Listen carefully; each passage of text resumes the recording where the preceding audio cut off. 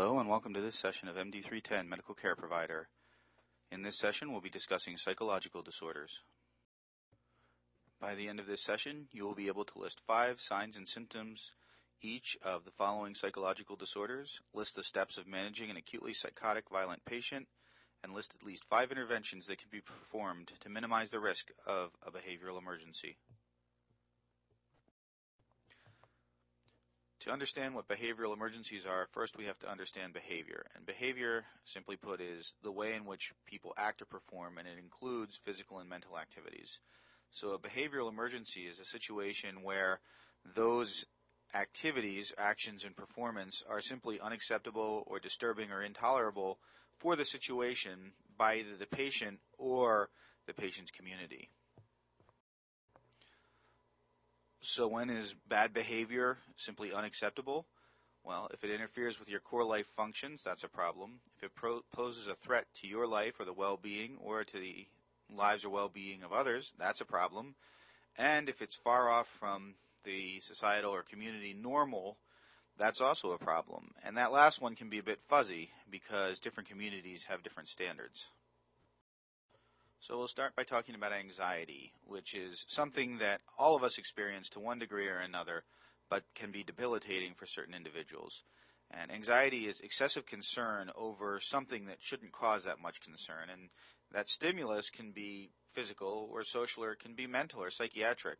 The symptoms are obviously excessive concern or worry, so anxiety, inability to make decisions because of that, phobias or irrational fears, fears that are in excess to the threat, and there may be some degree of dependency. That is, they look to others to do things or help them in many different ways because they can't figure out how to do things themselves. Now, a panic attack can be an extreme manifestation of anxiety, or it can be a problem in and of itself, and unfortunately, panic attacks can look very much like medical issues. So the psychiatric definition is there are 4 of the following symptoms that peaking within 10 minutes of the event. And again, this is somewhat problematic because you have to differentiate it from a medical cause. So heart racing, sweating, shortness of breath, and chest discomfort can all be symptoms of an irregular heartbeat or a heart attack. Same with nausea and abdominal distress.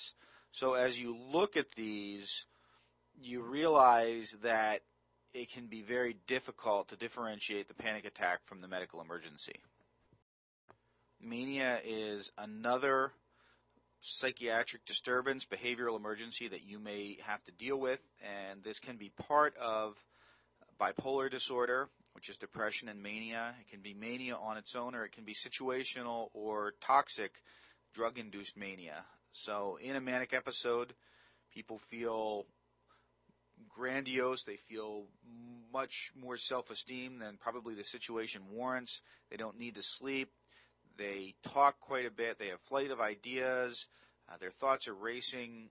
They try to achieve things, and unfortunately those things are often things that are not safe for them, so they can become hypersexual or spend a lot of money or do things that because they feel that they're above the law, and all those things are problematic, obviously. But they have a feeling of being very, very powerful, and really a feeling of being in control of what's going on, even when clearly they aren't. Now, a little bit of low-grade or hypomania is probably a good thing for getting work done, and as an emergency physician, certainly I thrive on some hypomania every time I work. If I didn't, I wouldn't be able to move patients through the department. I wouldn't be able to jump from one sick person to another. The major issues in a true manic episode, though, are the complete loss of judgment. So because these people feel so powerful, they feel invulnerable and really show very bad judgment and take risks.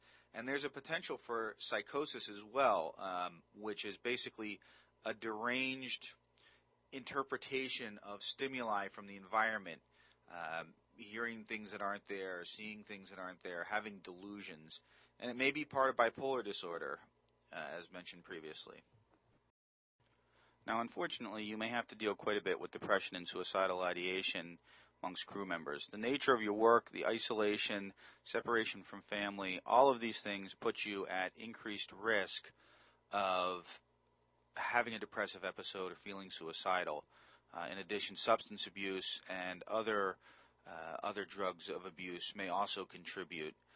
In a major depressive episode, there's deep feelings of being worthless or feeling very guilty with a depressed mood that's there continuously and essentially no interest in things that used to make you happy, your daily activities.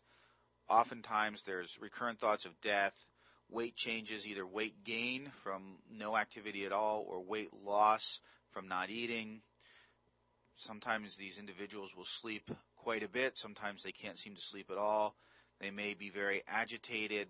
Psychomotor agitation is excessive movement, or they may seem very slow, as if they can't do anything at all, and they have a good deal of difficulty thinking and making decisions. Now, one of your biggest risks in depression is suicide, and for the truly depressed, it seems to be a factor in 50% of suicides.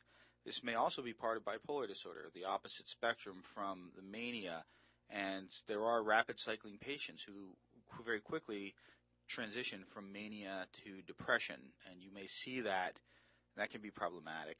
Now, if something bad happens, either shipboard or to crew members' family back home, or someone dies on shipboard, you can expect to have situational depression, where it's an appropriate response, sadness, guilt, sometimes feeling poorly. That's much less likely to lead to suicide, although it can be the trigger for someone who's already depressed. So differentiating major depression from situational depression is important. Anyone taking this class has probably had some experience with sleep disorder. It's definitely the schedule that we're on as professionals who work around the clock certainly impacts our sleep cycles. So a sleep disorder is an inability to fall asleep, stay asleep, or have decent sleep, and not due to a specific medical illness. So, for example, somebody with obstructive sleep apnea who stops breathing when they sleep, and then they almost wake up, and so they get a very poor night's sleep because of that. That's not what we're talking about. We're talking about people who have non-medical causes of their difficulty sleeping. And certainly, again, in your environment, the shift work, switching between days and nights, not getting necessarily a good pattern of sleep, and having your circadian rhythm disrupted is a major factor. Time zone changes will also significantly impact sleep. You're in high-stress situations, often with an inability to really decompress after the event in a way that lets you then get fully rested. And we all use stimulants, caffeine or others, to help compensate for our difficulty sleeping, and that in turn contributes to worsening sleep disorders. Now, unfortunately, you're also going to have to deal with issues of substance abuse. And while using psychoactive substances like alcohol in and of itself isn't necessarily a behavioral problem, inappropriate or excessive use is. And how do we define inappropriate? Well, if they impact your daily functioning, so you can't do things without using the substances, or they're damaging your health, and you know they're damaging your health, but you continue to use, or they impair your judgment, which is a real problem if you're using in the workplace, or you have decreasing periods of sobriety. So maybe you used to become intoxicated once a week, and now you're down to once a day, and you're only sober 18 hours a day, as before you were sober 6 days a week. That's a real problem. And if you're increasing your efforts to obtain the substance, that's also a problem. And those issues are what define the abuse part of substance abuse. Okay, now let's talk about folks who are really disturbed, and we're going to talk about schizophrenia, which is a disorder of the perception of an interaction with reality. So people perceive reality as different than everyone else and interact with it in very odd ways. So the symptoms include delusions, which are beliefs about things that aren't true, hallucinations, which are seeing or hearing things, usually hearing things in schizophrenia that other people don't, very disorganized speech, and bizarre behaviors. They can be catatonic and non-interactive at all. These are debilitating issues, and they socially withdraw and lack emotional expressiveness, so it's very disturbing for a lot of people to interact with these individuals. So the problem is that someone who's psychotic, who's delusional, hallucinating, acting bizarrely, may actually have a medical emergency, and this is called delirium if there's a medical cause for it. Urinary tract infections, drug overdoses, problems with the salts in the blood, problems with the thyroid can all induce this. So you need to rule out medical disease as the cause, and that can be extraordinarily difficult. So it's very helpful if the individual already has a diagnosis of either schizophrenia or some other form of psychosis, because that increases the chance that that's what's going on, although it's not 100%.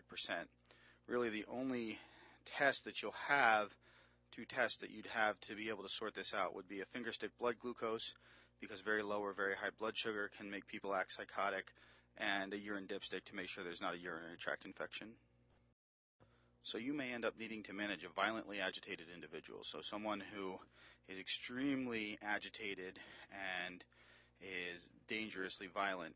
And there may be a medical cause, it may be a psychological cause. You won't necessarily know, but your first issue is protecting yourself and the crew and then controlling the patient. Now this may require physical restraint, it may require medications and sedation. You'll need to talk to medical control about that. And you need adequate personnel to control patients. When we were seeing patients on bath salts at our peak in 2011, it would often take 8 to 10 people to physically control the violent behavior of one individual who was intoxicated on bath salts. So it's coordinated restraint. You manually restrain them, and then they need a device, and you give them sedative medications. And the ones that you would have available would be narcotics and benzodiazepines. But again, talk to medical control about that. So once you've got them physically controlled, you need to look for medical cause. So hypoglycemia, check a blood sugar. They could be intoxicated. You may just figure that out clinically. Look for signs of a head injury. Get some history from the bystanders. Was there a seizure, and is this just what's called a postictal state? Is it a low oxygen level, which is very bad, or any of a number of things which could do this? And you need to try to sort that out. Now, of course, it's best if you can just avoid any of these psychiatric emergencies and behavioral emergencies. So recognize fatigue states amongst your fellow crew members. Make sure adequate nutrition is occurring, and make sure that there's a policy and it's carried through to limit access to psychoactive substances. You need the community to be flexible, to support people, and be alert for individuals who are starting to isolate themselves, because that could be a sign of depression or early psychosis. Make sure that individuals are able to actually perform their assigned tasks, and more than anything, maintain a good sense of humor. Please complete the knowledge review for this session to document attendance, and if you have any questions, please contact your instructor or professor. Thanks.